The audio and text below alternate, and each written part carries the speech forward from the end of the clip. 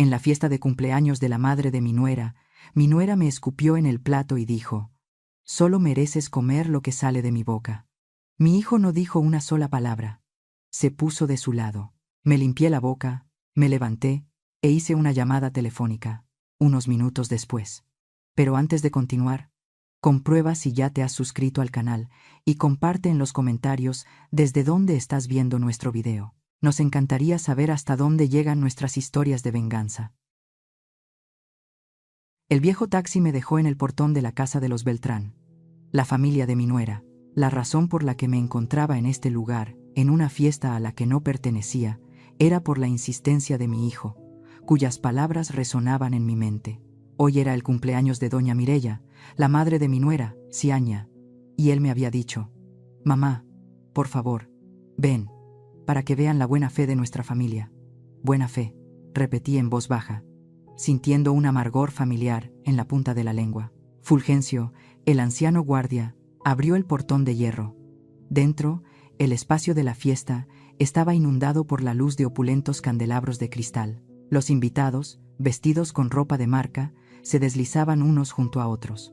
Hablaban de viajes a Europa, subastas de arte y bolsos que costaban lo mismo que un coche. Me sentí fuera de lugar con mi sencillo vestido de seda azul. En mis manos llevaba el regalo que había preparado para Mireya, un chal de seda meticulosamente bordado a mano. Le ofrecí el regalo con ambas manos. Ella echó un vistazo al chal, sin abrirlo, y se lo entregó de inmediato a una de las sirvientas que estaba a su lado. «Gracias, Elvira. La intención es lo que cuenta», dijo, antes de lanzarme un beso al aire con indiferencia. Entre la multitud vi la figura alta y apuesto de Tadeo, mi hijo. Al verme, solo asintió con la cabeza una vez y se dio la vuelta apresuradamente, pasando a mi lado como una ráfaga de viento. A su lado estaba Ciaña, mi nuera, con un vestido rojo. No me dirigió ni un saludo. La fiesta comenzó. Sirvieron el plato principal: un filete de salmón con salsa de maracuyá, decorado con esmero en un plato de porcelana blanca. Y entonces, Ciaña se levantó de repente ante la mirada atónita de todos. Caminó directamente hacia mí. La música de violín pareció desvanecerse. Todos los susurros cesaron. Se detuvo justo frente a mi mesa. «¿Qué le parece la fiesta, señora Elvira?». Su voz era falsamente dulce. «¿Es lo suficientemente lujosa para alguien como usted?». Levanté la vista. Y antes de que pudiera responder, se inclinó. Miró fijamente mi plato de comida con una frialdad y crueldad implacables. Luego, frunció los labios y de repente escupió una flema blanquecina directamente sobre mi salmón. La saliva se mezcló con la salsa de maracuyá, creando una mezcla repulsiva. «Solo mereces comer eso», dijo, con la voz lo suficientemente alta como para que la oyeran algunas personas en las mesas cercanas. Las miradas curiosas se clavaron en mí y los susurros comenzaron de nuevo. El mundo pareció detenerse. Sentí que se me helaba la sangre, pero no lloré ni grité. Miré a Tadeo, mi hijo, que estaba a solo unos metros de distancia. Nuestros ojos se encontraron por un segundo. Vi confusión, miedo en su mirada, y luego se dio la vuelta bruscamente, fingiendo escuchar una conversación con su suegro. Ese gesto fue una puñalada directa en mi corazón. Tadeo, mi propia sangre, el hijo que había criado con cada gota de mi sudor y mis lágrimas, había elegido ponerse de su lado. No dijo una palabra en mi defensa. Mireya y su esposo no dijeron nada, simplemente me miraron y continuaron brindando, como si lo que acababa de ocurrir fuera una broma sin importancia. Silvio, el hermano de Ciaña, sonrió con suficiencia desde un rincón de la habitación, sus ojos brillando de satisfacción. Lentamente, dejé el tenedor. Tomé la servilleta y me limpié la boca con delicadeza. Cada uno de mis movimientos era pausado, como si intentara aferrarme al último resquicio de mi dignidad. Me levanté. Me ajusté el vestido, ignorando todas las miradas de la sala. Salí de la mesa y me dirigí hacia el jardín desierto. El aire frío de la noche me envolvió, pero no me hizo temblar. Saqué el viejo teléfono de mi bolso. Mis dedos se deslizaron sobre los números que conocía de memoria. Al otro lado, respondieron al instante. «Gerardo», dije, con una voz aterradoramente tranquila. «Ha llegado el momento». Me quedé allí, en medio del oscuro jardín, escuchando la música que llegaba desde el salón principal. Pero en mi corazón ya no había lugar para el dolor. Solo quedaba una llama latente, ardiente y firme. Sayanya podía escupirme en el plato. Tadeo podía darme la espalda. Pero no sabían que, en mi silencio, una tormenta se estaba preparando para desatarse. El viejo teléfono todavía estaba caliente en mi mano después de la llamada con Gerardo, el abogado de la familia en quien mi esposo más confiaba. Cerré los ojos y los recuerdos volvieron, tan claros como una vieja película. 10 años atrás, en el primer aniversario de la muerte de Esteban, mi esposo, Tadeo, con los ojos enrojecidos, me abrazó con fuerza y dijo con voz entrecortada: «Papá se ha ido, mamá. Desde ahora, yo seré el hombre de la casa. Cuidaré de ti, mamá, te lo prometo». Esa promesa fue una vez la luz en mis días más oscuros, pero ahora era solo un cuchillo afilado, cortando profundamente mi corazón al recordar la imagen de Tadeo dándome la espalda en la fiesta. Recuerdo la primera vez que Tadeo trajo a Sayanya a casa.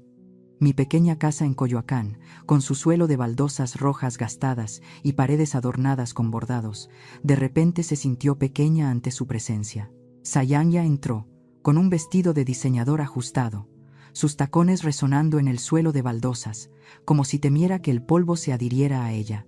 «¿Qué casa tan acogedora, señora Elvira?», dijo, con una sonrisa que no llegaba a sus ojos. Tadeo estaba a su lado, radiante, como si la luz de Sayanya fuera suficiente para eclipsar el mundo entero. El padre Miguel, un viejo amigo de Esteban, conoció a Sayanya una vez en la iglesia. Ese día, ella vino con Tadeo para el bautizo de un pariente. Después de la ceremonia, el padre Miguel me llevó a un rincón del patio de la iglesia, con una mirada seria. «Elvira», dijo en voz baja, «esa muchacha tiene la mirada de quien nunca tiene suficiente. Ten cuidado». Sonreí levemente, pensando que se preocupaba demasiado.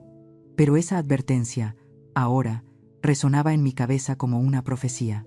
El cambio en Tadeo comenzó con pequeñas cosas, primero con llamadas cada vez menos frecuentes. Solía llamarme todas las noches, contándome sobre su trabajo, sobre los proyectos de construcción en los que estaba trabajando. «Mamá, hoy he firmado un gran contrato», solía decir, con la voz llena de emoción. Yo me sentaba en mi taller de costura, bordando y escuchando, sintiendo que mi mundo entero estaba en su voz. Pero luego, esas llamadas se convirtieron en mensajes cortos. «Mamá, estoy ocupado. Te llamo mañana». Mañana se convirtió en la próxima semana. Y luego el próximo mes. Me decía a mí misma que estaba ocupado, que estaba construyendo su futuro. Pero en el fondo, sabía que algo estaba cambiando. Las cenas de los domingos, una tradición familiar, también desaparecieron gradualmente. Recuerdo la última vez que Tadeo vino a cenar. Se sentó frente a mí, pero sus ojos estaban pegados a su teléfono. «Mamá, Sayanya no está acostumbrada a la comida grasosa», dijo, apartando el plato de estofado que había preparado con tanto esmero. «Sayanya dice que comer mucha grasa no es bueno para la salud», murmuró. Permanecí en silencio, viendo cómo la comida se enfriaba, sintiendo como si mi propio corazón también se estuviera enfriando. El punto de inflexión llegó un año después de que se casaran. En una rara noche, los tres cenamos juntos en mi casa. Preparé tamales, el plato que Tadeo solía pedirme en cada cumpleaños. Cuando le dije: «Tadeo, pásame la sal, por favor», Sayanya dejó su tenedor con un clac seco. «Tadeo, cariño», dijo, con una dulzura artificial, «ya hemos hablado de esto. Llamarla Elvira muestra respeto. Como adultos». Me quedé helada, mirando a Tadeo, esperando que protestara. Pero él solo me miró, luego a su esposa, y dijo, con una voz tan baja que sonó como una disculpa: «Elvira, ¿me pasas la sal?». La palabra mamá que omitió se sintió como una concesión forzada. Le pasé el salero sobre la mesa, con la mano temblorosa. «Aquí tienes», dije, con voz tranquila, pero mi corazón se rompía en 1000 pedazos. Desde ese día, Tadeo casi nunca me volvió a llamar mamá delante de Sayanya. Una vez, le llevé a Tadeo una caja de polvorones, el tipo de galleta que podía comer por docenas cuando era niño. «He estado haciendo esto toda la mañana», le dije, entregándole la caja. Tadeo sonrió, pero Sayanya se la arrebató rápidamente. «Gracias, Elvira», dijo, con una sonrisa poco sincera. «Los probaré más tarde». Pero al día siguiente, Xochitl, la criada, le contó a Amelia que Sayanya había tirado toda la caja a la basura, diciendo que no era higiénica.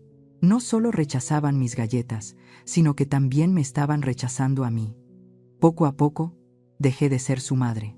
Me convertí en una presencia molesta, un pasado pobre que Tadeo y Ziania querían borrar para construir su imagen de familia rica y moderna. Cada vez que los visitaba, me sentía como una invitada no deseada, tolerada solo porque aún no habían encontrado la manera de deshacerse de mí por completo. Una vez fui a la mansión de las Lomas para visitar a Nicolás, mi nieto. Llevé conmigo un trompo de madera, un juguete sencillo pero finamente tallado, comprado a un artesano en el mercado de San Juan. Lo había elegido con cuidado, imaginando a Nicolás riendo mientras lo hacía girar en el suelo. Cuando entré en el vestíbulo principal, Nicolás estaba jugando con su niñera en un rincón. Me vio y sus ojos se iluminaron. «Abuela», exclamó, corriendo hacia mí, sus pequeños pies tambaleándose sobre el suelo de mármol. Extendí los brazos, lista para abrazarlo, pero Ziania apareció desde el pasillo, rápida como una sombra.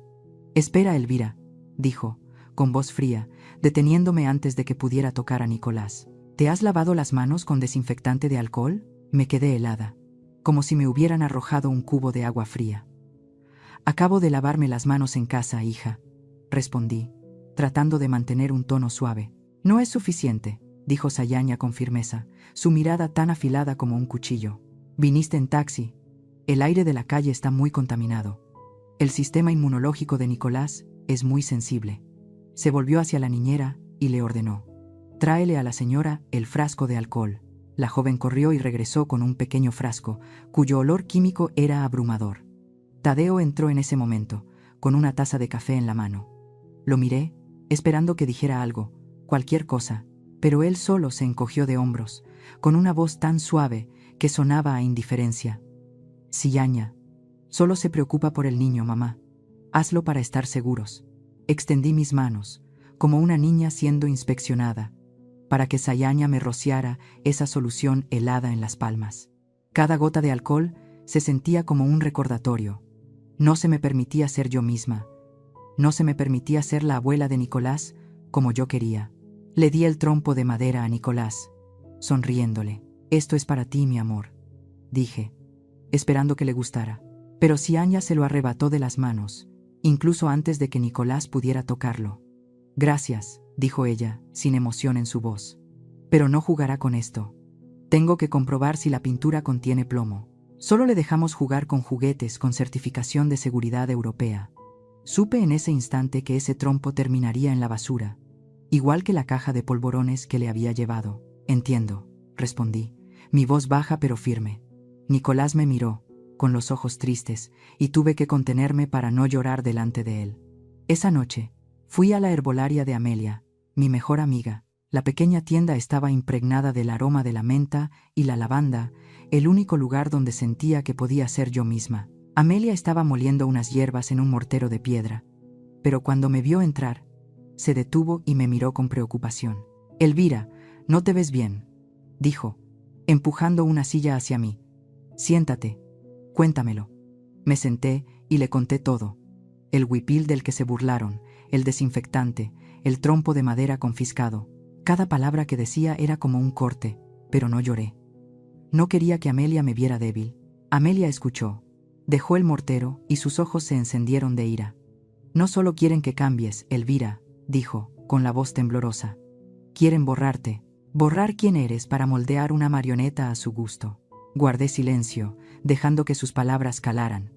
«¿Estoy exagerando, Amelia?», pregunté en voz baja. «¿Soy demasiado sensible?». Amelia me tomó la mano y la apretó con fuerza. «No, Elvira, te están tratando como a una extraña en tu propia familia. Y Tadeo, él está permitiendo que suceda», añadió, bajando la voz como si temiera que alguien la escuchara. «Mi prima trabaja como sirvienta en las Lomas. Dice que a los Beltrán no les va bien últimamente. El padre de Ziania perdió mucho dinero en una inversión inmobiliaria en Cancún. Están ahogados en deudas, Elvira». Asentí, sin sorprenderme. Su opulencia siempre había tenido un aire falso, como una obra de teatro montada para ocultar la verdad. «Podrían perderlo todo», dije, con voz monótona. «¿Pero por qué me atacan a mí?». Amelia me miró, con ojos penetrantes. «Porque eres el último vínculo con el pasado de Tadeo, un pasado que quieren borrar». No reaccioné ruidosamente a esas humillaciones. No grité ni discutí.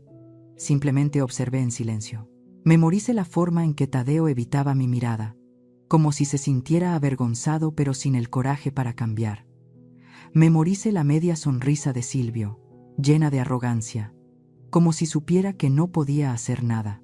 Memoricé la forma en que Mireya y Sayanya intercambiaban miradas significativas que sabía que eran sobre mí. Mi silencio no era sumisión, era una recopilación, como un sastre que mide cuidadosamente antes de cortar la tela. Sabía que, algún día, usaría estos retazos de tela para coser una historia diferente, una en la que yo sostendría las tijeras. El martes pasado por la mañana, me desperté con una pesadez en el pecho, como si una roca invisible oprimiera mi corazón. Estaba preparando café en mi pequeña cocina de Coyoacán cuando mi teléfono vibró. Un mensaje de un número desconocido. Mercado de flores de Jamaica. Puesto de cempasúchil. 11 en punto. No respondas. Miré la pantalla. Mi mano se detuvo.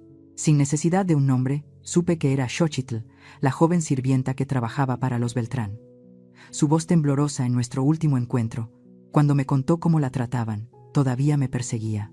Dejé mi taza de café y respiré hondo. De acuerdo, Xochitl, me susurré a mí misma. Allí estaré. El mercado de Jamaica estaba inundado de colores vibrantes.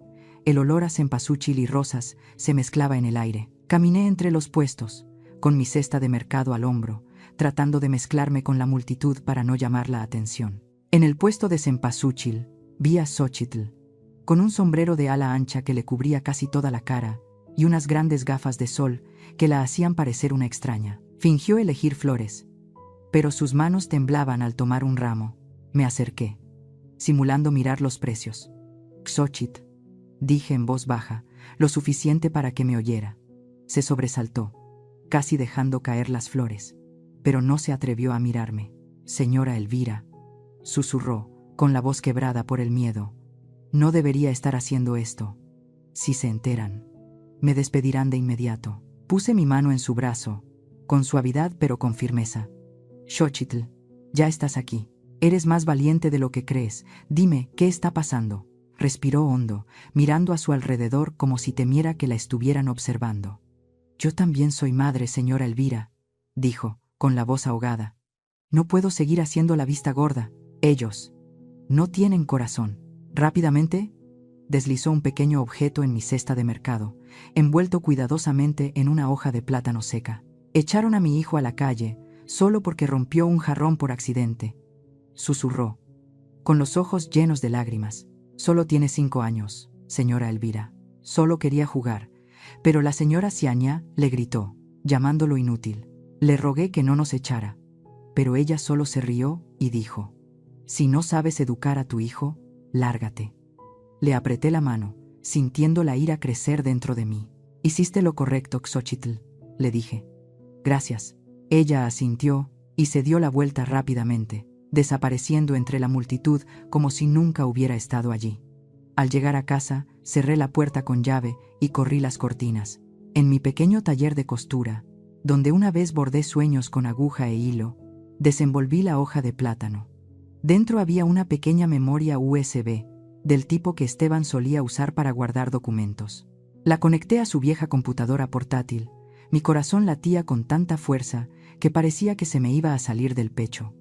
La pantalla se iluminó, mostrando un único archivo de audio. Hice clic y la habitación se llenó de una suave música de jazz, mezclada con el tintineo de copas y platos. Lo reconocí de inmediato. Era el sonido de una cena en la casa de los Beltrán. Probablemente una de esas fiestas opulentas a las que nunca fui invitada. La voz de Ciaña fue la primera en oírse, tan afilada como una navaja. Dejemos que la vieja viva en su fantasía un poco más. Los papeles ya están casi listos. Contuve la respiración, sintiendo como si la sangre dejara de circular por mis venas. Luego, la voz de doña Mireya, tranquila pero calculadora. ¿Tadeo está poniendo algún problema? Sayanya soltó una risa burlona, su voz llena de desprecio. Es un débil, mamá.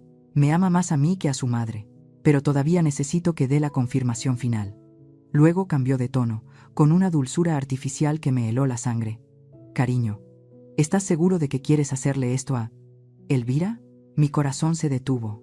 Me agarré al borde de la mesa, rezando para que Tadeo dijera que no, para que mi hijo todavía tuviera algo de conciencia, algo de afecto por la madre que había sacrificado su vida por él.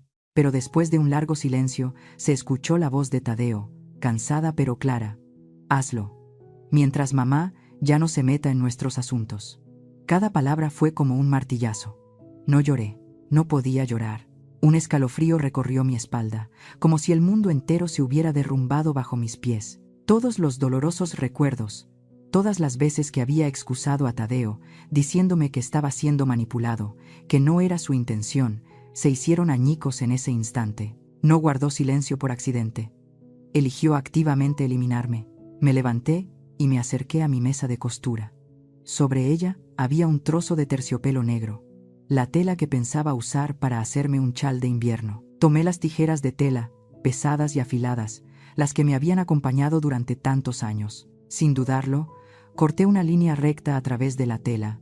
El sonido seco del ras resonó en la silenciosa habitación. No era solo el sonido de la tela rasgándose. Era el sonido de la determinación, de una línea que acababa de ser trazada. Tadeo había elegido su camino, y yo no me dejaría hundir. Cogí el teléfono y marqué el número de Gerardo. Respondió al instante, su voz profunda pero poderosa. Elvira, ¿qué pasa? Respiré hondo. Mi voz era aterradoramente tranquila. Gerardo, tengo la prueba final. Es peor de lo que pensábamos. Le conté sobre la grabación. Cada palabra decía Aña, Mireia y Tadeo. Hubo un momento de silencio al otro lado de la línea, y luego Gerardo dijo, con voz firme: Entiendo, Elvira. No hagas nada. Nuestro plan ha estado en preparación durante casi 3 meses. Después de la fiesta de cumpleaños de la señora Mireia, actuaremos. Colgué, me senté en la silla y miré el terciopelo cortado en 2 sobre la mesa. En mi corazón ya no había lugar para el dolor. Había sido reemplazado por una claridad helada. Sayaña y los Beltrán pensaban que podían manipularlo todo, incluido a Tadeo, para borrarme. Pero no sabían que yo no era una anciana débil y fácil de desechar. Soy Elvira Nájera, la que superó la muerte de su esposo, la que crió a su hijo sola, la que bordó obras de arte a partir del sufrimiento. Y no dejaría que me robaran mi honor. Me levanté y abrí las cortinas. La luz del sol inundó la habitación, iluminando los bordados que colgaban de las paredes. Miré el cuadro de los girasoles, el que Sayaña una vez llamó clásico con desdén. «Te equivocas, Sayaña», susurré. Clásico no significa anticuado, significa que perdura. Y yo, Elvira, también perduraría. A pesar de todas sus conspiraciones, estaba sentada en el despacho del abogado Gerardo Santillán, en la zona de Polanco. El espacio no era ostentoso, pero emanaba una solemnidad, con viejos libros de derecho encuadernados en cuero y un persistente olor a papel antiguo en el aire. Esta reunión tuvo lugar 2 semanas antes de la fatídica fiesta de cumpleaños de doña Mireia, pero ahora, al recordarla, todavía puedo sentir la pesadez en cada respiración. Apreté las manos, clavándome las uñas en las palmas, como si quisiera mantenerme anclada a la realidad ante las verdades que estaban a punto de ser reveladas. Han pasado casi 3 meses, Elvira, dijo Gerardo, su voz profunda y tranquila, pero sus ojos eran tan afilados como una navaja. Empujó un grueso expediente hacia mí, con la cubierta de cartón marrón desgastada en las esquinas, como si contuviera un oscuro secreto. Y lo que hemos encontrado es peor que los rumores de los vecinos. Respiré hondo y abrí el expediente, sintiendo como si estuviera abriendo una puerta al infierno. «¿Qué han hecho, Gerardo?», pregunté. Mi voz baja pero firme. No respondió de inmediato. En su lugar, sacó un fajo de fotografías del expediente, colocándolas una por una sobre la mesa. La primera hizo que mi corazón se encogiera. Sayaña, mi nuera, sentada en un restaurante al aire libre en la Condesa, la luz del sol iluminando su rostro, resaltando una sonrisa radiante que nunca le había visto dedicar a Tadeo. El hombre sentado frente a ella no era mi hijo. Era más joven, vestía una camisa de seda blanca y lucía un brillante reloj de oro en la muñeca. «Iván Armenta», dijo Gerardo, sin emoción en su voz. «Un arquitecto que trabaja en un proyecto de los Beltrán. Se reúnen al menos 2 veces por semana en el Hotel Las Alcobas. Aquí están las facturas de las habitaciones. Tomé la fotografía y la examiné más de cerca. Sayaña sonreía, su mano descansaba ligeramente sobre la de Iván, un gesto íntimo que nunca había tenido con Tadeo, ni siquiera en los primeros días de su matrimonio. No sentí celos por mi hijo. En cambio, una sensación de frialdad se apoderó de mí, como si acabara de ver una red de mentiras tejida con hilos muy finos. «Está traicionando a Tadeo», dije, con voz monótona. Gerardo asintió y me entregó un fajo de papeles. «Facturas de hotel, Elvira. No solo se reúnen para almorzar». Hojeé las facturas, los números y las fechas impresos con claridad, como cuchilladas en mi corazón. «¿Tadeo lo sabe?», pregunté, aunque en el fondo temía la respuesta. Gerardo negó con la cabeza. «¿Todavía no? ¿O elige no saberlo?». Pero ese no es el problema principal. Pasó a otro conjunto de documentos, señalando extractos bancarios y documentos de constitución de fondos marcados con tinta roja. «Los Beltrán están en problemas financieros», dijo. «Silvio, el hermano de Sayaña, ha perdido mucho dinero en inversiones en criptomonedas.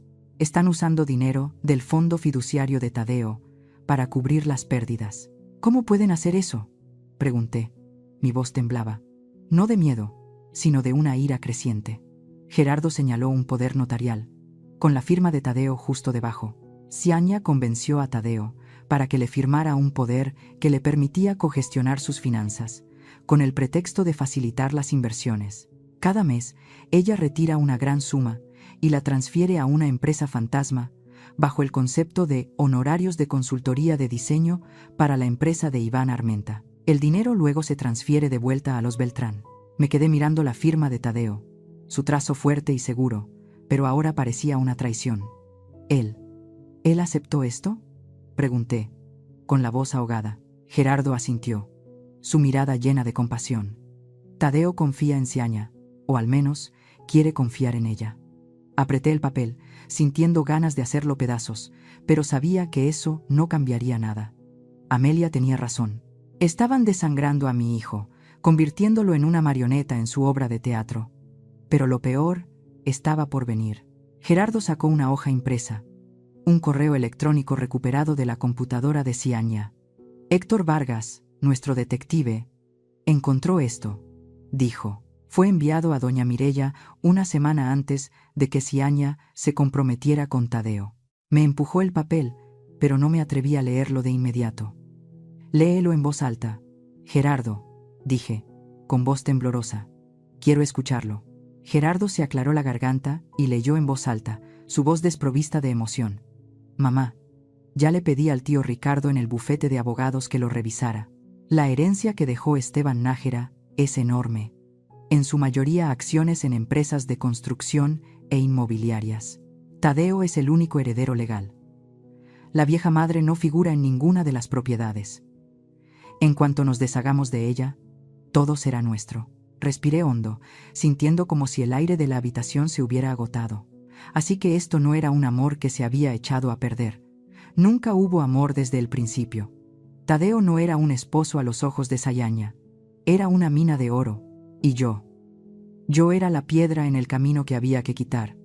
«Sayaña nunca amó a Tadeo, ¿verdad?», pregunté, con una calma aterradora. Gerardo asintió. «Su objetivo desde el principio fue el patrimonio de Esteban», dijo. «Eliminarte, controlar completamente a Tadeo y apoderarse de todo». Miré por la ventana. La luz del sol se desvanecía, al igual que mi estado de ánimo. «Creen que soy una anciana débil y fácil de marginar», dije, con voz fría. «Se equivocan, Gerardo». Me miró, sus ojos llenos de respeto. «Lo sé, Elvira», dijo. «Y por eso estamos haciendo esto. Héctor sigue investigando. Tendremos más pruebas antes de la fiesta de cumpleaños de Mireya». Asentí. Me levanté, sintiendo como si un fuego acabara de encenderse dentro de mí. «Gracias, Gerardo», dije. «Continúe. Quiero que paguen por cada mentira». Al salir del despacho, caminé por las calles de Polanco, donde los coches de lujo pasaban y las mujeres vestidas con ropa de diseñador caminaban apresuradamente. Me detuve frente a una floristería, mirando las brillantes flores de cempasúchil bajo el sol. «Esteban», susurré. como si pudiera oírme. Le dejaste a Tadeo una fortuna, pero no pudiste darle un corazón. Protegeré lo que dejaste, no por el dinero, sino por nuestro honor. Me di la vuelta, caminando con más determinación que nunca. Si Yanya y los Beltrán podían pensar que lo tenían todo en sus manos, pero no sabían que yo, Elvira Nájera, estaba lista para darle la vuelta al tablero. Salí del despacho de Gerardo, llevando conmigo la amarga verdad de las facturas y los expedientes. Polanco, al atardecer, seguía bullicioso, pero yo me sentía atrapada en una burbuja de silencio. No fui directamente a casa. En su lugar, me desvié hacia el café El Balcón en la esquina de Alejandro Dumas, donde Esteban y yo solíamos discutir de todo, desde las cosas más triviales hasta el testamento. El camarero me reconoció y me llevó a nuestra mesa habitual junto a la ventana. Pedí un café de olla, sorbiéndolo lentamente para calmar la ira y la claridad que bullían dentro de mí. Le envié un mensaje a Gerardo. Mañana, a las 11, quiero ver el testamento original. Si Esteban dejó un arma, la usaré. Respondió de inmediato. De acuerdo. Trae todo lo que tengas. Esa noche, al pasar por la habitación de Tadeo, escuché a Ciaña reír por teléfono. Mamá, no te preocupes. Elvira no sospecha nada. Todavía cree que soy la esposa perfecta. Me alejé en silencio. Mi corazón ya no dolía. Solo recordaba. A la mañana siguiente, llegué puntual al despacho de Gerardo y me senté frente a un sobre de cuero desgastado. Ábrelo, dije, con la mirada firme. Hoy he venido a actuar. El clic de la caja fuerte resonó, como si estuviera desbloqueando el destino. Cuando se dio la vuelta, sostenía un viejo sobre de cuero, sellado con un lacre rojo descolorido. Esteban era un hombre precavido, Elvira, dijo, colocando el sobre la mesa, su voz profunda pero pesada. Amaba a Tadeo, pero entendía a la gente mejor que nadie. Este es el original de su testamento. Toqué el sobre, sintiendo el suave cuero bajo mis dedos, como si estuviera tocando una parte de Esteban que aún quedaba. Ábrelo, Gerardo, dije.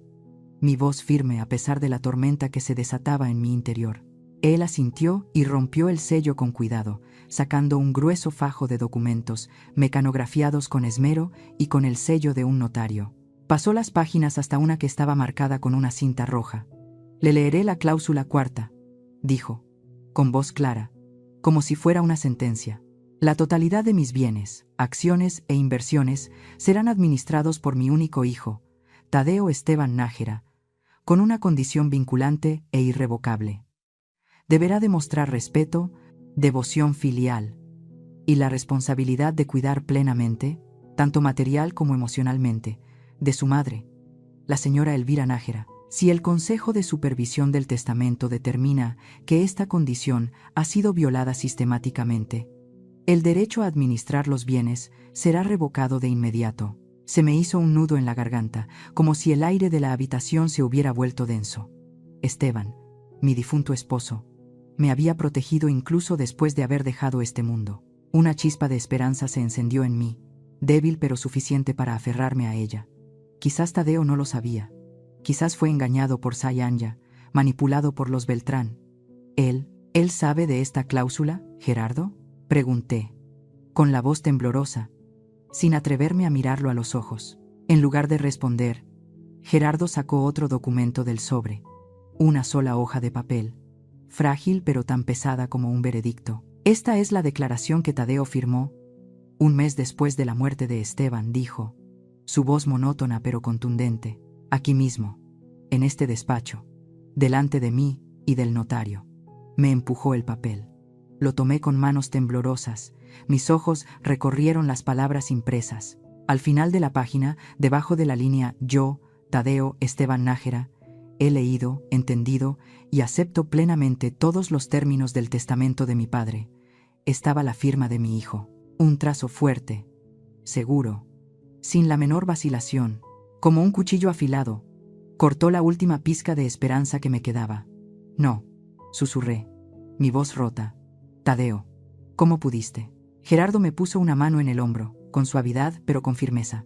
Elvira, yo estuve allí, dijo, bajando la voz, como si tratara de contener sus emociones. Le pregunté a Tadeo, ¿estás seguro? ¿Entiendes lo que esto significa? Me miró directamente a los ojos y dijo: «Lo entiendo, Gerardo. Haré lo correcto». Conocía perfectamente esta cláusula, y aún así, eligió su camino. Fue la bofetada final, no de Sayaña, no de los Beltrán, sino de mi propio hijo, a quien había criado. Una bofetada invisible pero más dolorosa que el escupitajo en la fiesta. Dejé el papel sobre la mesa. Mis manos temblaban tanto que casi lo dejó caer. Ya no sentía dolor. El dolor había sido reemplazado por una claridad helada, como el cielo después de una tormenta. De repente, todo encajó. La forma en que Tadeo me hacía llamarlo por su nombre, cómo dejaba que Sayaña me humillara, cómo había aceptado su plan en la grabación.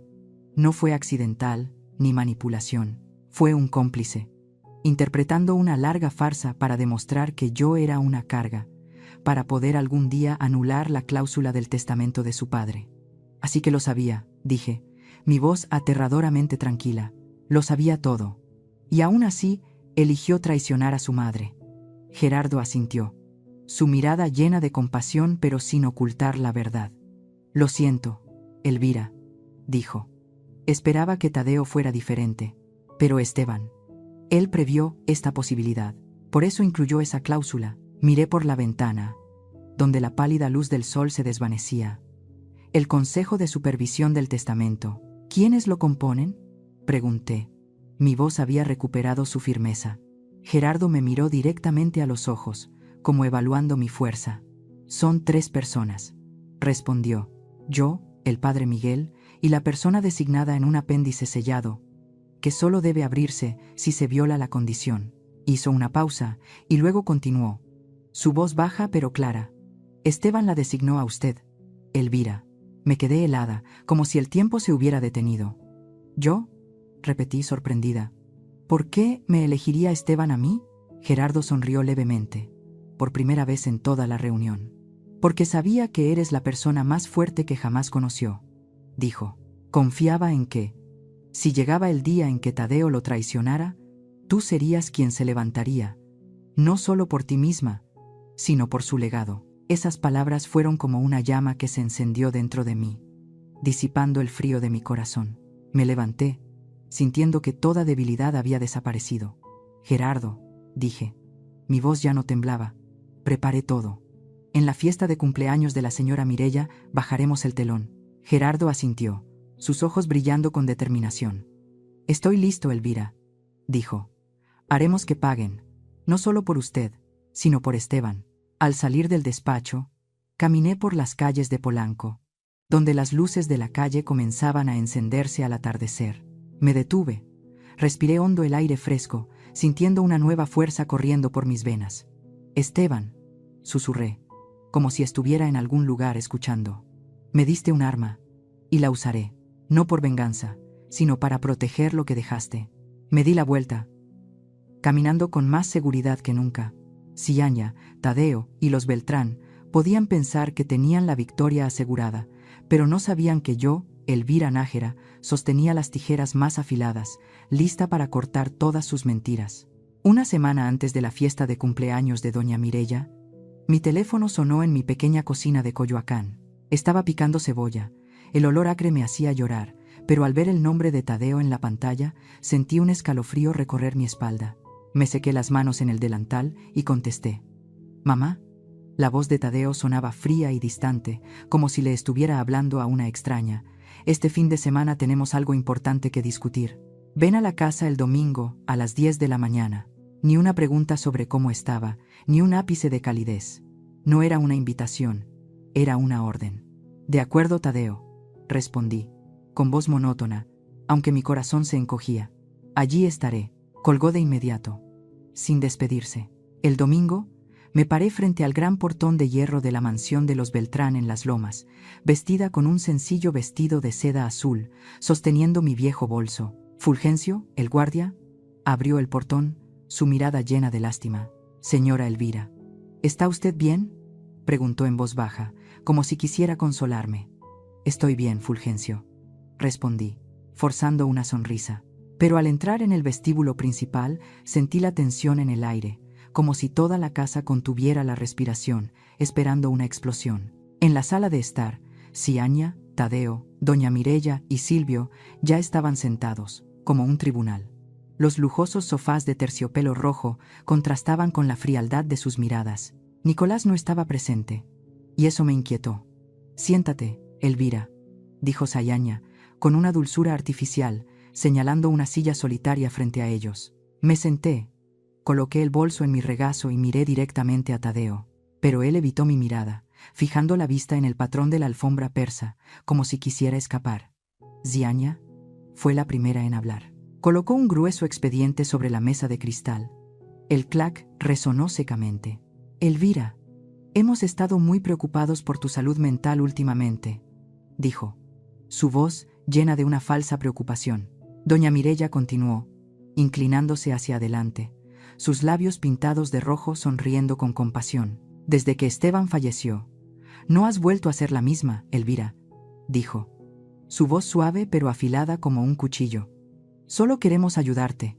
Permanecí en silencio, sintiéndome acorralada. «¿Ayudarme?», pregunté, con calma. «¿Ayudarme? ¿Cómo?». Ziaña abrió el expediente, pasando las páginas lentamente, como si estuviera haciendo una presentación. «Hemos consultado con el doctor Fausto Cárdenas, un destacado psicólogo», dijo, con voz triunfante. «Ha concluido que sufres de una depresión severa y prolongada, con signos de trastorno delirante». Me quedé helada, sintiendo que se me congelaba la sangre. «¿Trastorno delirante?», repetí, sin poder ocultar mi asombro. «¿En qué se basan para decir eso?». Silvio, sentado con las piernas cruzadas, sonrió con desdén. «La semana pasada estabas hablando con el árbol de nuestro jardín, tía Elvira», dijo, sus ojos brillando de diversión. «¿No te acuerdas? Estabas allí, murmurando algo sobre flores de cempasúchil». Apreté las manos, clavándome las uñas en las palmas. «No hablo con los árboles, Silvio», respondí, con voz fría. «Eres muy bueno inventando historias». Se rió a carcajadas, como si mis palabras fueran una broma. Sayaña continuó, pasando las páginas del expediente, cada una como una puñalada. «Estas son declaraciones de personas que te conocen», dijo. «Amelia, tu amiga, nos contó que usas hierbas extrañas, como si creyeras en la magia». Me reí amargamente, incrédula. «Amelia vende hierbas medicinales». «Sayaña», dije. «¿Por qué retuerces sus palabras?». Pero ella me ignoró, señalando otra página. «El hecho de que te guste sentarte sola en tu taller de costura, durante horas sin hablar con nadie, el doctor lo considera aislamiento, con tendencias suicidas». Sentí que la sangre me subía a la cara. «¿Suicidas?», pregunté. Mi voz temblaba de ira. «Bordo para ganarme la vida, Sayaña. Es mi trabajo, no una enfermedad». Pasó otra página, señalando una hoja con la firma de una vecina a la que apenas conocía. «La señora Rosa, que vive a 3 casas de la tuya, dice que a menudo te ve deambulando por la calle, murmurando sola», dijo Sayaña, con aire de suficiencia. «Está muy preocupada por ti». Apreté mi bolso, tratando de contener la rabia. «La señora Rosa nunca habla conmigo», respondí. «¿De dónde sacaste esas palabras, Sayaña?». Se encogió de hombros, la sonrisa en sus labios no vaciló. «Solo queremos la verdad, Elvira». Finalmente, llegó a la última página, donde estaban la firma del doctor Fausto Cárdenas y un poder notarial, «para protegerte a ti y también para proteger el patrimonio de la familia», dijo. Su voz dulce pero amenazante. «La ley requiere un tutor. Tadeo y yo asumiremos ese papel. Solo tienes que firmar aquí». Me empujó el papel, junto con un bolígrafo chapado en oro. Miré el papel, las palabras bailaban ante mis ojos, pero no lo toqué. Sayaña inclinó la cabeza, mirándome, y por primera vez vi la verdad desnuda en sus ojos. «¿Quién se casa por amor, Elvira?», se burló, su voz llena de desprecio. «La gente inteligente se casa por interés, y tú te interpones en el camino de nuestros intereses». Esas palabras fueron como un puñetazo en el pecho, pero no me derrumbé. Miré a Tadeo, esperando una última pizca de esperanza. «Tadeo», lo llamé, mi voz baja pero firme. «¿Tienes algo que decir?». Finalmente levantó la vista, sus ojos vacíos, sin una pizca de emoción. «Firma, mamá», dijo, con voz monótona, como un robot. Sin vacilar, sin dudar, miré a mi hijo, el hijo por el que había vendido mis joyas de boda para darle una educación. el hijo que una vez prometió cuidarme, y ya no lo reconocí. Mi corazón se rompió, pero no dejé que vieran mis lágrimas. Me levanté lentamente, tomando mi bolso. «Elvira, ¿a dónde vas?», preguntó doña Mireya, fingiendo preocupación. «Estamos tratando de ayudarte». La miré a ella, luego a Ciaña, a Silvio y finalmente a Tadeo. «¿Ayudarme?», dije, con voz fría. «No me están ayudando. Están tratando de borrarme, pero no soy alguien que se deja marginar fácilmente». Me di la vuelta y salí por la puerta. Cada paso era una declaración. Mi silencio no era una rendición. Era la promesa de que volvería, más fuerte que nunca. Estaba de pie en el frío jardín de la mansión de los Beltrán, acabando de colgar el teléfono después de hablar con Gerardo. Mi corazón latía con fuerza, pero no de miedo. Era el latido de la determinación, de un fuego que había ardido a fuego lento durante demasiado tiempo y que ahora estaba listo para estallar. Me ajusté el vestido, respiré hondo y volví a entrar en el salón principal. La deslumbrante luz de los candelabros de cristal iluminaba a la multitud, pero solo sentía la frialdad de las miradas que me seguían. Ciaña me vio de inmediato. Estaba cerca de la mesa del banquete, con una copa de vino en la mano, una sonrisa de desprecio en sus labios. «¿Qué pasa, Elvira?», dijo en voz alta, su tono lleno de sarcasmo, lo suficiente para que algunos invitados cercanos se dieran la vuelta. «¿Llamando a alguien para lloriquear? ¿O piensas irte temprano?». Algunas risas se escucharon a mi alrededor, como si yo fuera el chiste de la fiesta. No respondí. Simplemente miré fijamente hacia la puerta principal, mi expresión tranquila pero decidida. «Solo espera, y verás». «Ciaña», me susurré, tan bajo que nadie pudo oírme. Justo en ese momento, las dos grandes puertas de madera se abrieron de golpe. El clac resonó en el salón. Fulgencio, el guardia, se hizo a un lado. Sus ojos brillaban de respeto al mirarme. El abogado Gerardo Santillán entró, con un impecable traje negro, seguido por dos hombres de aspecto formal. Uno era el licenciado Benítez, un ejecutor del tribunal, con un rostro tan severo como el de un juez. El otro era su asistente, que llevaba un gran maletín de cuero y caminaba con determinación. Toda la sala se quedó en silencio. La suave música de jazz se detuvo, como si el propio aire contuviera la respiración. «Doña Mireya Beltrán», la voz del licenciado Benítez resonó, fuerte y autoritaria, rompiendo el silencio. «Pororden del Tribunal Civil, estamos aquí para entregar unos documentos legales y presentar pruebas relacionadas con la administración del patrimonio del señor Tadeo Esteban Nájera». Todas las miradas se dirigieron a Mireya, que estaba cerca de la mesa de regalos, su rostro tan pálido como la cera. «Esta es una fiesta privada», gritó, con la voz temblorosa, apretando su copa de vino. «No tienen derecho a entrar». Gerardo dio un paso adelante, su mirada tan afilada como una navaja.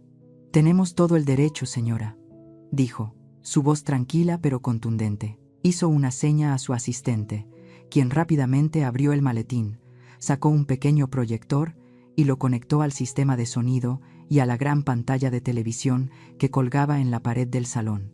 Los invitados comenzaron a susurrar, una mezcla de curiosidad y confusión. «¿Qué está pasando?», susurró una mujer, pero nadie respondió. Gerardo se dirigió a la multitud. Su voz resonó con claridad. «Antes de comenzar, quiero que escuchen una grabación». Presionó un botón en el dispositivo, y la sala se sumió en un silencio sofocante. La suave música de jazz volvió a sonar, acompañada por el tintineo de copas y platos, y luego la voz de Ciaña, fría y cortante. «Dejemos que la vieja viva en su fantasía un poco más.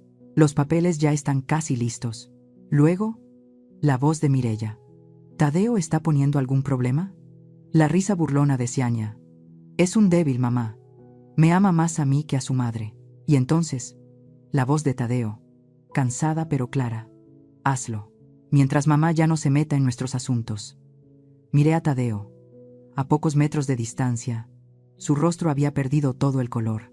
Estaba paralizado, con los ojos muy abiertos, como si no pudiera creer que su propia voz acabara de resonar frente a decenas de personas. Los invitados comenzaron a susurrar. Sus miradas inquisitivas pasaron de Tadeo a Ciaña y luego a mí. «¿De verdad es su voz?», susurró un hombre. «¿Qué pensaban hacerle?», respondió otro. A continuación, dijo Gerardo. Su voz se endureció. La pantalla del televisor se iluminó. Y la imagen de Ziania apareció claramente, riendo coquetamente con Iván Armenta en un hotel de lujo. Su mano descansaba sobre la de él. Sus ojos brillaban con una intimidad que nunca le había dedicado a Tadeo. Los susurros en la sala se convirtieron en murmullos más fuertes. «¿Quién es ese?», preguntó una mujer, llena de curiosidad. Gerardo continuó, señalando la pantalla mientras aparecían los extractos bancarios, con flechas rojas que mostraban claramente el flujo de dinero desde la cuenta de Tadeo a la empresa fantasma de Iván y luego, de vuelta a los Beltrán. «Insolentes. Esto es una calumnia», gritó Silvio, levantándose de un salto. Su voz temblaba a pesar de intentar parecer furioso. «¿Cómo se atreven a inventar cosas sobre nuestra familia?». Pero Gerardo no se inmutó. «¿Calumnia?», preguntó, con sarcasmo. «Todo lo que está en la pantalla son documentos oficiales, obtenidos legalmente. Si quiere discutirlo, hágalo ante un tribunal». Silvio retrocedió, con el rostro enrojecido, sin poder decir nada más. «Y finalmente», dijo Gerardo, su voz se volvió más afilada que nunca. La imagen de mi expediente de incapacidad apareció en la pantalla, con la firma del doctor Fausto Cárdenas claramente visible en la esquina inferior. «Este documento», dijo, mirando directamente a Ziania, «es una falsificación descarada». Le entregó otro expediente al licenciado Benítez. Su voz resonó. «Esta es la declaración jurada de Laura Esquivel, la enfermera jefe que trabajó con el doctor Cárdenas durante 15 años y que acaba de renunciar. Confirma que él tiene un historial de falsificar informes psiquiátricos para familias ricas en disputas patrimoniales. Está dispuesta a testificar ante el tribunal». El caos estalló. Los invitados sacaron sus teléfonos, grabando y tomando fotos. Los susurros se convirtieron en un clamor público. Doña Mireya parecía a punto de desmayarse, agarrándose al brazo de su esposo, con el rostro pálido. Ziania retrocedió, con los ojos desorbitados por el pánico, como un animal acorralado. «No, no puede ser», murmuró. Su voz se desvaneció. «Están mintiendo. Todo es mentira». Pero nadie le creyó. Incluso los amigos más cercanos de los Beltrán comenzaron a mirarlos con sospecha. Me quedé allí, en medio de la tormenta. Pero mi corazón estaba en calma. No más máscaras. No más mentiras para esconderse. Todo había sido expuesto bajo las deslumbrantes luces del candelabro de la misma fiesta que usaron para humillarme. «Ziania», dije. Mi voz se escuchó claramente por encima del caos. «Pensaste que podías borrarme, pero te equivocaste. La verdad siempre encuentra la manera de salir a la luz». Me miró, sus ojos llenos de odio, pero no pudo decir nada. Me volví hacia Tadeo, sus ojos todavía fijos en la pantalla, como si no se atreviera a enfrentarme. «Y tú, Tadeo», dije, mi voz baja pero afilada, «elegiste ponerte de su lado, pero no puedes huir de la verdad».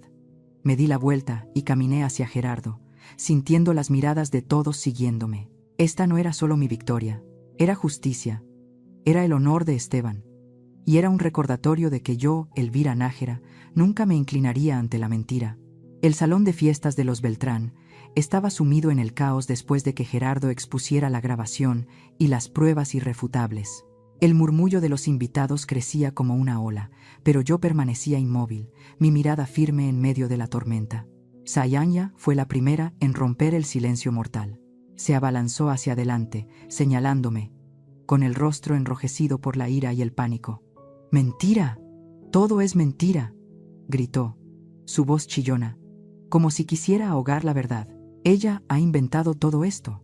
Una vieja amargada que quiere destruir la felicidad de su hijo». Se volvió hacia la multitud, buscando apoyo. «Tienen que creerme. Nos tiene envidia, a esta familia». Pero nadie la creyó. Los invitados, los amigos de sociedad de los Beltrán, comenzaron a retroceder, manteniendo la distancia, como si temieran mancharse con su caída. Vi al señor Elizondo, un antiguo rival de negocios del padre de Ziania, en un rincón, negando con la cabeza y susurrándole a su esposa con sarcasmo. Sabía que este día llegaría. Los Beltrán siempre han vivido de apariencias. Su esposa asintió, mirando a Ziania con desdén. Yo me quedé allí, sin decir nada, pero mi corazón latía con fuerza, no de ira, sino de un sentimiento de justicia que emergía lentamente. Tadeo, mi hijo, estaba a unos metros de distancia, con el rostro pálido como la cera. Se volvió hacia Sayaña, sus ojos mostrando por primera vez una confusión absoluta. Sayaña. Su voz temblaba, como la de alguien que acaba de despertar de un sueño profundo. Esas fotos. El dinero. ¿Es verdad? Se acercó a ella, sus ojos suplicando una negación, una chispa de esperanza de que todo fuera un malentendido. Pero Sayaña lo miró, sus ojos llenos de un desprecio que ya no ocultaba. «Eres tan débil, Tadeo», dijo, su voz fría, afilada como un cuchillo. «¿Por qué crees que me casé contigo? ¿Por tu personalidad pusilánime? ¿Por amor?». Se rió con desdén. Su risa resonó como una confesión pública. «Me casé contigo por tu dinero, por la herencia de tu padre, y has hecho todo lo que te he pedido, como una marioneta». Tadeo retrocedió tambaleándose, como si acabara de recibir una fuerte bofetada. Miró a Sayaña, la esposa que lo había traicionado, a doña Mireya, la suegra que lo había utilizado, y a Silvio, el que siempre se había burlado de él. Y finalmente, sus ojos se posaron en mí. Esta vez, no era la mirada esquiva y culpable de los últimos años. Realmente me miró, como si por primera vez viera claramente a la madre que había abandonado. Yo permanecí allí, tranquila, orgullosa, inquebrantable, aunque en mi interior había una tormenta de dolor y decepción. Toda la fuerza que le quedaba a Tadeo se derrumbó. Las excusas, las razones que se había inventado para justificar sus acciones, todo se desvaneció ante la cruda verdad. Caminó hacia mí, pero cada paso era pesado, como si llevara cadenas en los pies. «Mamá», logró decir, su voz rota, como la de un niño perdido. La multitud guardó silencio, observando cada uno de sus movimientos. Cuando estaba a solo unos pasos de mí, Tadeo se arrodilló. Sus rodillas golpearon con fuerza el suelo de mármol, produciendo un toque seco que resonó en toda la habitación. Bajó la cabeza, sin atreverse a mirarme, sus manos apretadas como si intentara aferrarse a la poca dignidad que le quedaba. «Mamá», yo, murmuró, pero no pudo terminar la frase. ¿Qué más se podía decir? Di un paso atrás, un pequeño paso que creó una distancia insuperable. La multitud contuvo la respiración, esperando mi reacción. Miré a Tadeo, el hijo que una vez fue mi mundo entero, y sentí una profunda tristeza, no por su traición, sino porque se había destruido a sí mismo. «No te engañaron, Tadeo», dije. Mi voz no tembló, solo había claridad y firmeza. «No te manipularon. Escuchaste, viste, firmaste el testamento de tu padre. Elegiste traicionar». Cada una de mis palabras fue como un martillazo, clavando la verdad de la que no podía escapar. Tadeo levantó la vista, con el rostro bañado en lágrimas, sus ojos enrojecidos suplicando. «Puedo arreglarlo, mamá», dijo, su voz quebrada, casi rogando. «Lo arreglaré todo. Mamá, por favor, dame una oportunidad». Extendió la mano hacia mí, pero no me moví. Negué con la cabeza, sin apartar la mirada de él. «Hay cosas que no se pueden reparar, Tadeo», dije, mi voz baja pero afilada. «El silencio que guardaste esta noche, cuando Sayaña escupió en mi plato, fue una de ellas. Elegiste ponerte de su lado, y ahora tienes que vivir con esa elección». Sayaña, no muy lejos, soltó una risa amarga. «¿Arreglarlo?», dijo, con desprecio. «Tadeo, nunca has sido lo suficientemente fuerte para arreglar nada. Solo eras una herramienta, y ahora ya no me sirves». Sus palabras fueron como la puñalada final, destrozando cualquier ilusión que le quedara a Tadeo. Él se volvió hacia ella, con una mezcla de dolor e ira en la mirada, pero no pudo decir nada. Sabía que ella tenía razón, se había dejado convertir en una marioneta. Y ahora, los hilos habían sido cortados. Miré a Tadeo, por última vez, y sentí un vacío en mi corazón. No era ira, no era odio, sino pérdida. Había perdido a mi hijo, no hoy, sino desde los días en que comenzó a darme la espalda. «Tadeo», dije, mi voz suave pero firme, «hice todo por ti, pero no puedo salvarte de ti mismo». Me di la vuelta, sin mirar atrás, aunque sus sollozos resonaban a mis espaldas. La multitud guardó silencio. Nadie se atrevió a hablar, como si también sintieran el peso del momento. Me acerqué a Gerardo, que estaba de pie junto al licenciado Benítez, su mirada llena de respeto. «Lo hiciste muy bien, Elvira», susurró. Esteban estaría orgulloso de ti. Asentí, sin decir nada. Pero en mi corazón, una llama seguía ardiendo. Esto no era el final. Era solo el primer paso para recuperar el honor, no solo para mí, sino también para Esteban y lo que él dejó. El salón de fiestas de los Beltrán seguía sumido en el caos. Los susurros de los invitados se mezclaban con el brillo de los candelabros. Pero yo permanecía allí, en silencio, con el corazón tan sereno como un lago después de la tormenta. La verdad había sido revelada. Y ahora era el momento de la justicia. El licenciado Benítez, el ejecutor del tribunal, se situó en el centro de la sala. Su traje negro impecable irradiaba autoridad. Levantó la mano, pidiendo silencio a la multitud, y luego habló con voz fuerte, como un veredicto inapelable. De acuerdo con la cláusula cuarta del testamento del señor Esteban Nájera, y con las pruebas presentadas, el derecho del señor Tadeo Esteban Nájera a administrar la totalidad de sus bienes queda revocado con efecto inmediato. Un murmullo se extendió, pero Benítez no se detuvo. Se volvió hacia Sayaña, su mirada tan afilada como una navaja. Señorita Beltrán, dijo, con voz fría, recibirá una citación judicial por los delitos de fraude, falsificación de documentos y abuso de confianza. El Ministerio Público se pondrá en contacto con usted en breve. Sayaña retrocedió, con el rostro pálido. Sus labios temblaban como si quisiera decir algo, pero no salió ninguna palabra. No, no puede ser, murmuró. Su voz se apagó. Su mirada de pánico recorrió a la multitud en busca de apoyo. Pero ya nadie estaba de su lado. Doña Mireya, cerca de la mesa de regalos, finalmente se derrumbó, se tambaleó. La copa de vino se le cayó al suelo y se hizo añicos. No, no puede ser, susurró, antes de caer en los brazos de su esposo, desmayada en la humillación. Silvio, el hermano de Sayaña, no dijo una palabra. Se escabulló rápidamente por la puerta trasera, sigiloso como una rata, sus ojos asustados como si temiera ser arrestado en el acto. Observé la escena, sin regodeo, solo con un profundo sentido de justicia. Habían sembrado vientos, y ahora cosechaban tempestades. En medio del caos, me volví hacia Gerardo, que estaba a mi lado con una mirada firme. Gerardo, dije, mi voz baja pero urgente, ¿dónde está mi nieto? ¿Dónde está Nicolás? Él asintió e hizo una seña a Fulgencio, el leal guardia. Trae a Inés y al niño, le dijo a Fulgencio, con voz grave pero clara. Unos minutos después, la joven niñera, Inés, salió del pasillo, llevando en brazos a un Nicolás somnoliento. El niño se frotó los ojos, confundido por la escena, las luces y el ruido lo desconcertaban. Pero entonces, Nicolás me vio. Sus ojos se iluminaron, como estrellas en la noche oscura. «Abuela», exclamó, su voz clara resonando en la sala. Se soltó de los brazos de Inés y corrió hacia mí, sus pequeños pies tambaleándose sobre el suelo de mármol. Me agaché y abracé a mi pequeño nieto, inhalando el dulce olor a leche de su cabello. «Mi amor», susurré, apretándolo en mis brazos, sintiendo como si el mundo entero se redujera a ese momento. Nicolás me rodeó el cuello con sus brazos y susurró, «Abuela, te extrañé mucho». Las lágrimas brotaron de mis ojos, pero sonreí y las sequé rápidamente para que no las viera. Esta era mi verdadera victoria.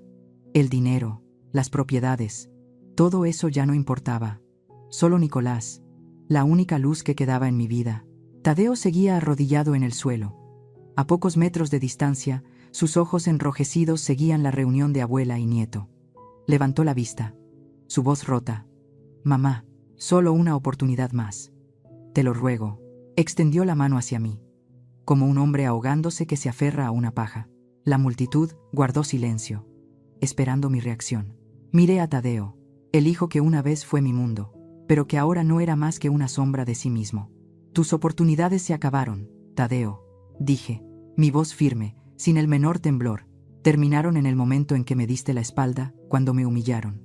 Tu silencio fue una elección, y ahora tienes que vivir con ella». Tadeo bajó la cabeza, las lágrimas cayeron al suelo, pero no me conmoví, no porque ya no lo quisiera, sino porque no podía permitir que me arrastrara al abismo con él. Me volví hacia Gerardo, mi voz baja pero clara. «Gerardo, no quiero ni un centavo del patrimonio de Esteban. Crea un fondo fiduciario para Nicolás y tú lo administrarás hasta que cumpla 18 años. Gerardo asintió, sus ojos llenos de respeto. Haré exactamente como deseas, Elvira, dijo. ¿Pero estás segura? Esta herencia te pertenece según el testamento. Sonreí levemente y negué con la cabeza. No gano haciendo que ellos se arrodillen, dije en voz baja, lo suficiente para que él me oyera, sino manteniéndome yo de pie. Tomé la mano de Nicolás y salí del salón de fiestas, dejando atrás las ruinas de la familia Beltrán. Al pasar junto a Sayaña me miró, sus ojos llenos de un odio impotente. ¿Crees que has ganado, Elvira?, dijo, con la voz temblorosa. No eres más que una vieja pobretona. Me detuve y la miré directamente a los ojos. Sayaña, respondí, con calma. Tengo a Nicolás, y tengo mi honor.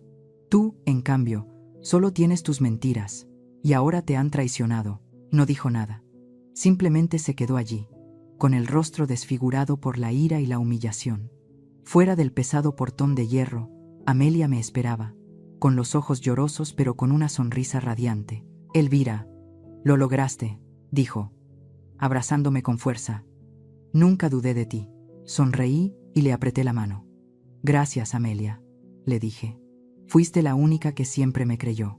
Nicolás me apretó la mano y mirando hacia arriba, preguntó, «Abuela, ¿puedo ir a casa contigo?» Me incliné y le besé la frente. «Por supuesto, mi amor», le dije. «A partir de ahora, siempre estaré contigo». Mientras nos alejábamos, miré hacia atrás por última vez. Tadeo todavía estaba en la puerta, una figura solitaria en medio de la fría opulencia, observándonos hasta que desaparecimos de su vista. Lo tuvo todo: familia, fortuna, futuro, pero eligió perderlo todo, por un silencio cruel. Me di la vuelta, llevando a Nicolás de la mano, sintiendo mi propia fuerza. No necesitaba dinero ni venganza. Mi victoria era mantenerme erguida, aferrarme al honor que Esteban me había dejado, y ver el brillo en los ojos de Nicolás cuando me llamaba abuela. Llevé a Nicolás de la mano, lejos de la mansión de los Beltrán, dejando atrás la ruina de la mentira y la codicia. Cuando las luces de la calle de Coyoacán nos abrazaron, comprendí la profunda lección de este viaje. El honor y el amor verdadero son cosas que no se pueden comprar con dinero ni canjear por el silencio. Enfrenté la traición de mi propio hijo, la humillación de quienes una vez llamé familia, pero elegí mantenerme firme, no por venganza, sino para proteger los valores que Esteban y yo habíamos construido. La vida puede estar llena de injusticias, pero si te aferras a tu dignidad y al amor por quienes realmente importan, siempre encontrarás la luz, como yo la encontré en la sonrisa de Nicolás. Vive de tal manera que cada paso que des sea una afirmación de quién eres, porque esa es la verdadera victoria. Si has llegado hasta aquí, deja un comentario contando las historias de venganza que has presenciado o vivido. Quizás tu historia inspire nuestro próximo video.